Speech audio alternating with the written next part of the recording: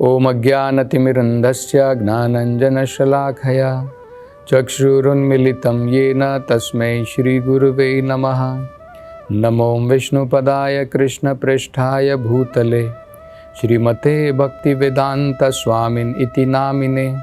नमस्ते सरस्वती देवे गौरवाणी प्रचारिणे निर्विशेषशून्यवादी पाश्चात्यदेशतारिणे। जय श्री कृष्ण चैतन्य प्रभु नित्यानंद श्री अद्वैत गदाधर श्रीवासदि गौर भक्तवृंद। हरे कृष्णा कृष्ण कृष्ण हरे हरे, हरे राम राम राम हरे हरे। हरे कृष्ण।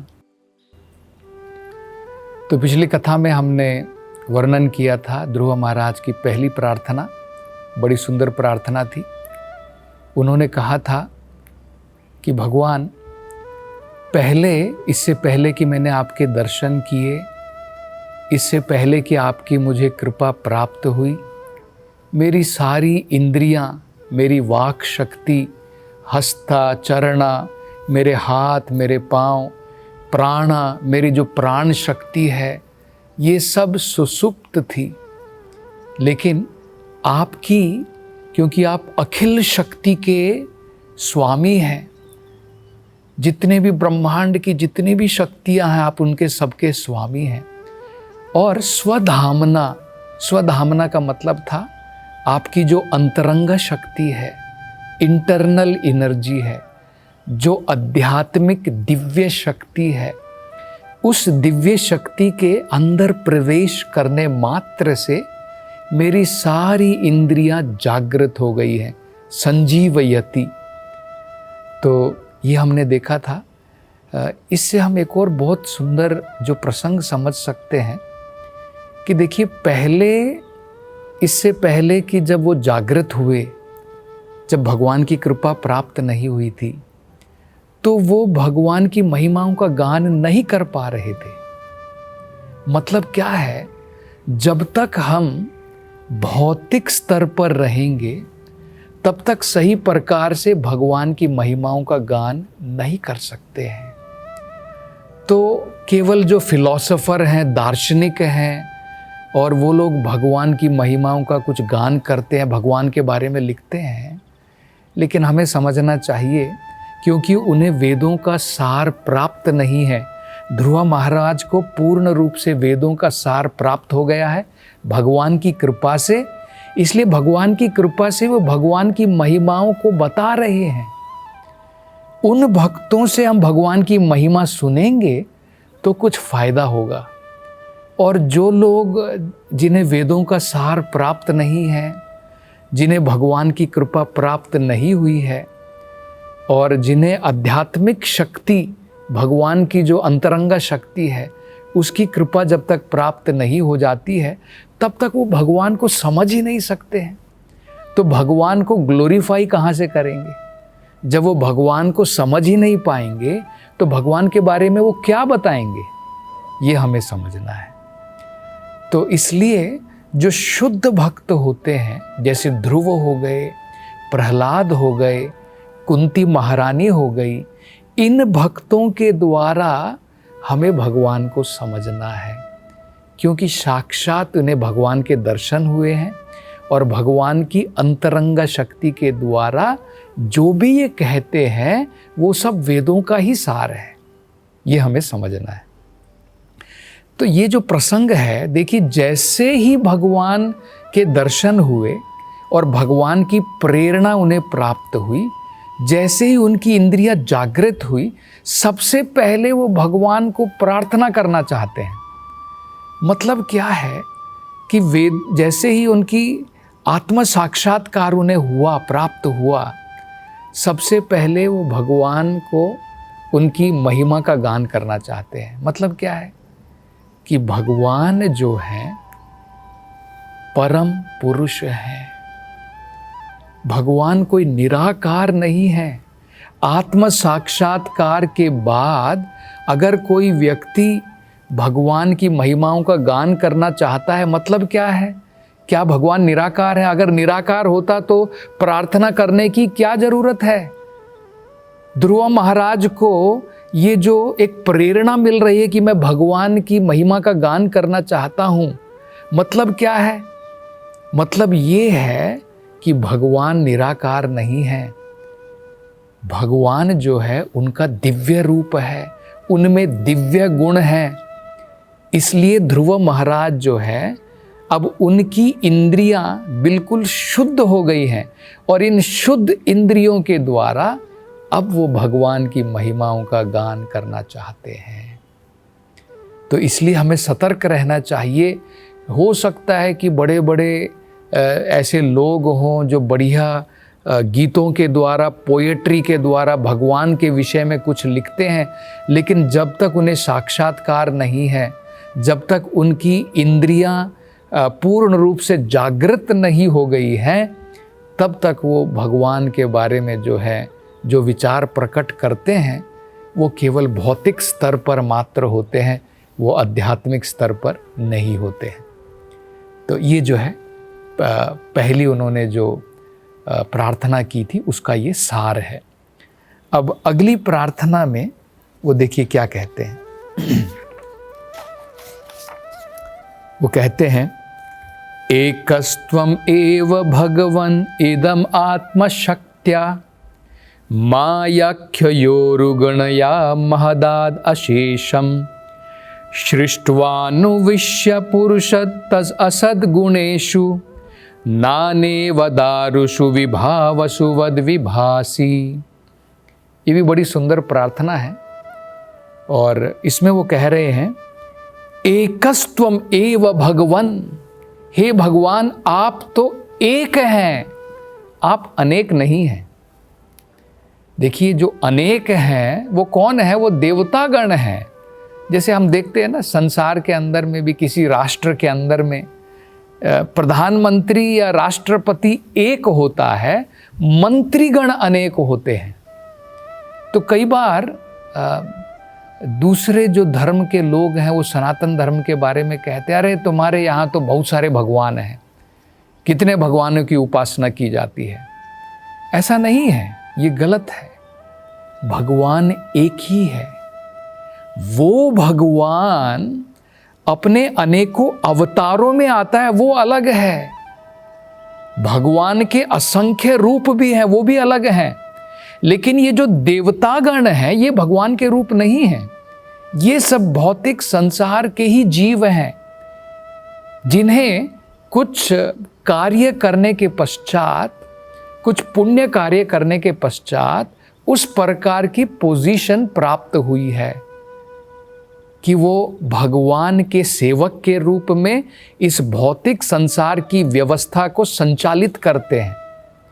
तो संचालन करने के लिए कुछ ना कुछ अलग अलग डिपार्टमेंट, विभाग उनको जो है प्रदान किए गए, अन्यथा भगवान एक ही है। ये देखिए, यही ध्रुव महाराज का कंक्लूजन है। तो जो लोग सनातन धर्म के ऊपर आरोप लगाते हैं कि तुम्हारे धर्म में बहुत सारे भगवान हैं, वो गलत है। बाकी सब भगवान के सेवक हैं। एकले ईश्वरे कृष्णा और सब भृत्या, ये याद रखिए। एकले ईश्वर कृष्णा, भगवान विष्णु या कृष्णा वो ही एकमात्र ईश्वर हैं, और सब भृत्या, और सब भगवान के सेवक हैं। तो ये ध्रुव महाराज जो है कह रहे हैं अपनी प्रार्थना में। क्या कह रहे हैं? एकस्त्वमेव भगवन् इदमात्मशक्त्या मायाख्ययोरुगुणया महदाद अशेषम। लेकिन आपकी शक्तियां अनेक हैं, आप एक हैं, आपकी शक्तियां अनेक हैं, जिसमें से एक शक्ति को माया कहा जाता है। मायाख्ययोरु, जिसे माया के नाम से बताया जाता है। तो क्या कह रहे हैं? हे भगवान, आप एक हैं, लेकिन आपकी शक्तियां अनेक हैं, और इसके कारण लोग सोचते हैं कि आप जो है इस संसार में बट गए हैं। देखिए, ये बहुत महत्वपूर्ण है। भगवान अपनी शक्तियों के द्वारा इस भौतिक संसार को चलाते हैं। भगवान नहीं बट गए हैं। ऐसा नहीं है, जैसे कई बार कुछ लोग उदाहरण देते हैं कि भगवान जो है, अगर आप एक पेपर ले लीजिए और आप पेपर को जो है बहुत सारे टुकड़ों में बांट दीजिए, तो क्या होगा, ओरिजिनल पेपर तो नहीं रहेगा, वो तो बट गया है। तो लोग क्या सोचते हैं, सर्वम खलौ इदम ब्रह्मन, भगवान अपनी शक्तियों के द्वारा इस संसार में बट गया है, इसलिए अलग से कौन सा भगवान है। लोग ऐसा सोचते हैं, अलग से कौन सा भगवान है, ये सब कुछ तो भगवान है। ये मूर्खता है। अगर टाटा जो हैं उनके पास में बहुत सारी फैक्ट्रियां हैं, बहुत सारी उनकी कंपनियां हैं, टाटा फिनेंस है, टाटा का जो है कंस्ट्रक्शन की अलग कंपनी है, टाटा स्टील की अलग कंपनी है, तो इसका मतलब ये नहीं कि टाटा अलग चीज़ों में बट गया, उसकी शक्तियां हैं। टाटा जो व्यक्ति है वो नहीं बट गया है सब चीज़ों में, ये मूर्खता है सोचना। भगवान जो है वो अनेकों में बट गया है, लोग ऐसा सोचते हैं, मूर्ख लोग, इसलिए वो कहते हैं भगवान निराकार है। तो अगर एक व्यक्ति टाटा अपनी शक्तियों को बांट सकता है और वो टाटा अलग भी रहता है, जिस प्रकार से पिता जो है, पुत्र उसकी शक्तियों का विकार होकर के पुत्र पैदा होता है, पिता में विकार नहीं आता है, पिता बदलता नहीं है बच्चे में। ऐसा नहीं है कि पिता जो है 10 बच्चे बन गया है, पिता की शक्ति से 10 बच्चे पैदा हुए। तो ये अंडरस्टैंडिंग बहुत महत्वपूर्ण है कि भगवान अपने ओरिजिनल धाम में पुरुष के रूप में है और भगवान की अनेकों प्रकार की शक्तियां हैं जो इस संसार को और आध्यात्मिक संसार को दोनों को चलाती हैं। वही शक्ति, देखिए, वही शक्ति 2 अलग अलग काम करती है। शक्ति तो भगवान की दिव्य ही है, लेकिन 2 प्रकार का अलग अलग काम करती है। इसको समझना भी आसान है। वही इलेक्ट्रिसिटी आप देखिए, बिजली की शक्ति तो वही है, लेकिन इलेक्ट्रीशियन इतना एक्सपर्ट होता है, वो एक ही बिजली के द्वारा 2 अलग अलग उल्टे कार्य करवा सकता है। इसी बिजली के द्वारा एक रूम के अंदर में बिल्कुल गर्म वातावरण कर सकता है, हीटिंग कर सकता है। जैसे कुछ देश ऐसे हैं जहाँ पर बहुत सर्दी होती है, तो वहाँ पर जो है हीटर लगे होते हैं। जैसे उत्तर भारत में भी आप देखेंगे सर्दियों के टाइम में लोग जो है इलेक्ट्रिसिटी के द्वारा, बिजली के द्वारा हीटर चलाते हैं, तो पूरा रूम गर्म हो जाता है। लेकिन उसी इलेक्ट्रिसिटी का प्रयोग करके हम एयर कंडीशन भी चला सकते हैं, एसी भी चला सकते हैं, जिससे पूरा रूम जो है कूल हो जाता है, ठंडा हो जाता है। अब देखिए, बिजली तो एक ही है लेकिन 2 अलग अलग काम कर सकती है। इसी प्रकार से भगवान की शक्ति तो दिव्य है, लेकिन 2 अलग अलग काम करती है। यही भगवान की शक्ति जब अंतरंगा शक्ति होती है तो वो क्या करती है, भक्तों को आनंद प्रदान करती है, स्पिरिचुअल एनर्जी जो श्रीमती राधा रानी के रूप में है। और वही भगवान की शक्ति जब माया के रूप में है, दुर्गा के रूप में है, तो हमें कष्ट देती है। दुर्गा देवी देखिए अपने हाथ में क्या लिए हुए हैं, त्रिशूल लिए हुए। 3 प्रकार के हमें जो है कष्ट प्रदान इस भौतिक संसार में करती हैं दुर्गा के रूप में। वही भगवान की शक्ति है। तो इसलिए यहाँ पर ध्रुव महाराज कह रहे हैं कि भगवान आप तो एक हैं, आपकी शक्तियाँ अनेक हैं, वो अलग अलग कार्य करती है। और कैसे कार्य करती है देखिए, बड़ा सुंदर उदाहरण दिया उन्होंने। वो क्या कहते हैं, नाने व दारुषु। दारुषु का मतलब होता है लकड़ी। दारू आपने सुना होगा ना, दारू ब्रह्मा। जगन्नाथ भगवान को दारू ब्रह्मा कहते हैं। दारू मतलब लकड़ी के रूप में वो ब्रह्मन है। तो कह रहे हैं नाने व, अलग अलग प्रकार की लकड़ियों में अग्नि अलग अलग प्रकार की जलती है। सूखी लकड़ी में बढ़िया जलेगी, गीली लकड़ी में सही प्रकार से नहीं जलेगी, धुआं निकलेगा। लकड़ी की शेप अलग है तो उस प्रकार की शेप लेगी अग्नि, लेकिन अग्नि तो एक ही है, अलग अलग प्रकार से कार्य कर रही है, अलग अलग लकड़ी के अनुसार। इसी प्रकार से भगवान की शक्ति एक ही है, दिव्य शक्ति है, लेकिन अलग अलग प्रकार से कार्य करती है। आध्यात्मिक संसार में राधा रानी के रूप में जो है महात्मनस्तु माम पार्था देवीम प्रकृतिम, उसे देवी शक्ति कहा जाता है। महात्मागण उनके अंडर में होते हैं, उनके कंट्रोल में है, वो दुर्गा के कंट्रोल में नहीं है। भौतिक संसार के जीव जो हैं वो देवी शक्ति जो दुर्गा के रूप में, जिसे महामाया कहते हैं, उसके कंट्रोल में है। तो दोनों में बहुत अंतर होता है। तो ये भी बड़ी सुंदर जो है उन्होंने प्रार्थना की है, एकस्त्वमेव भगवन, हे भगवान आप तो एक हैं, इदम आत्मशक्त्या, ये आपकी आत्मशक्ति है, जिसे एक रूप में मायाख्योरु, जिसे माया कहा जाता है एक रूप में, गुण या महदादशेषम, जिसमें त्रिगुण के द्वारा आप अनेकों प्रकार के भौतिक संसार में हम कार्य करते हैं।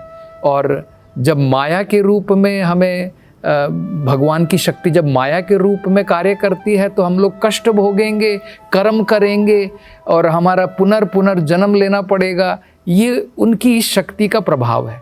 अब हमें क्या करना है, इस शक्ति से निकल करके भगवान की अंतरंग शक्ति के अंदर में जाना है, जो महात्माओं के लिए है। केवल उतना करना है हमें। तो वो यही बता रहे हैं, सृष्टवानुविश्य पुरुषत्तस असद्गुणेषु, भगवान आप माया शक्ति के अंदर में भी प्रवेश कर जाते हैं और अनेकों प्रकार के कार्य करवाते हैं, जैसे नानेव दारुषु विभावत वसुवद विभासी, जैसे अलग अलग लकड़ियों में अग्नि अलग अलग प्रकार से जलती है। तो ये भी बड़ी सुंदर प्रार्थना है। और आगे अब महाराज ध्रुव क्या प्रार्थना करेंगे उसकी चर्चा हम अगली कथाओं में करेंगे। हरे कृष्णा।